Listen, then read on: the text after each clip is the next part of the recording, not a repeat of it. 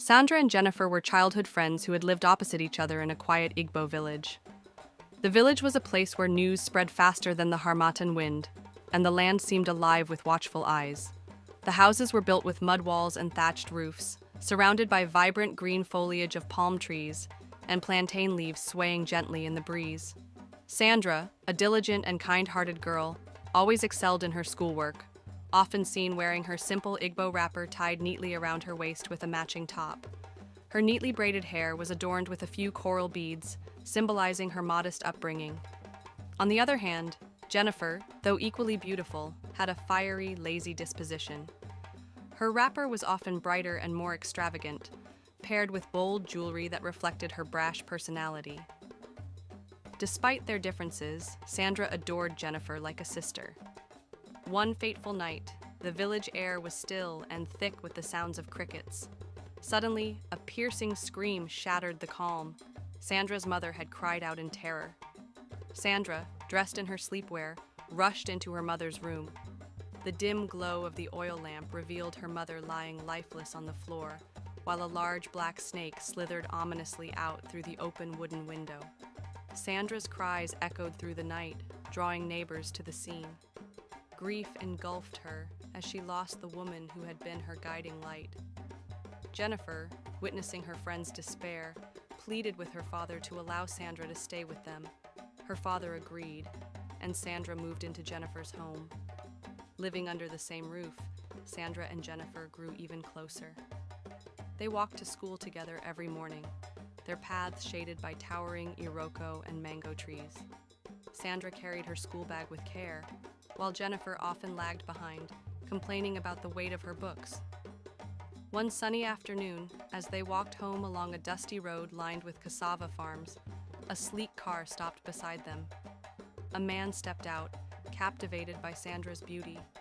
His compliments made Sandra blush, but Jennifer's heart burned with envy. She stormed off without a word, leaving Sandra behind. When Sandra returned home, Jennifer's jealousy boiled over. She hurled insults at Sandra, calling her names and accusing her of stealing attention.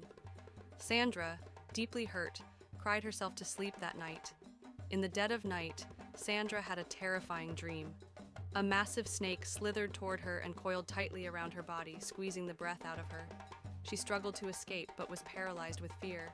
As the snake slithered away, it transformed into a mysterious woman, dressed in a flowing black wrapper with piercing eyes. Sandra woke up, gasping for air, only to find Jennifer staring at her from across the room with an unsettling smirk. "Good," Jennifer muttered. "Next time, don't talk to men who stop on the road for you." Sandra was shaken, but didn't confront Jennifer. She lay awake, unable to sleep until dawn. The next day at school, Sandra and Jennifer entered their classroom to find a pastor addressing the students. He stood tall in his white robe, clutching a Bible, his voice booming with authority. As soon as Jennifer saw him, her confidence wavered. She whispered to her classmate Amaka that she needed water and tried to slip away.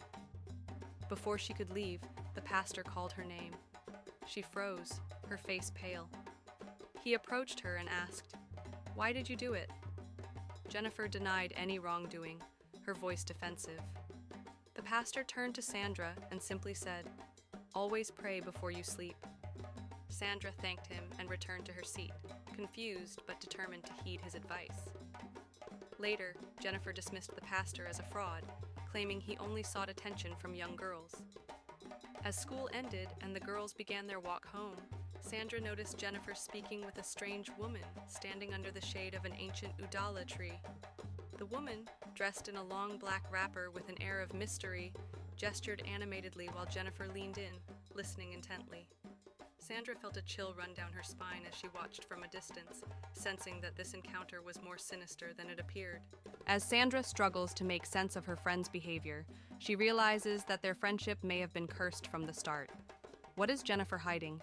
And can Sandra uncover the truth before it's too late? Subscribe to be updated for part 2. Thank you for watching.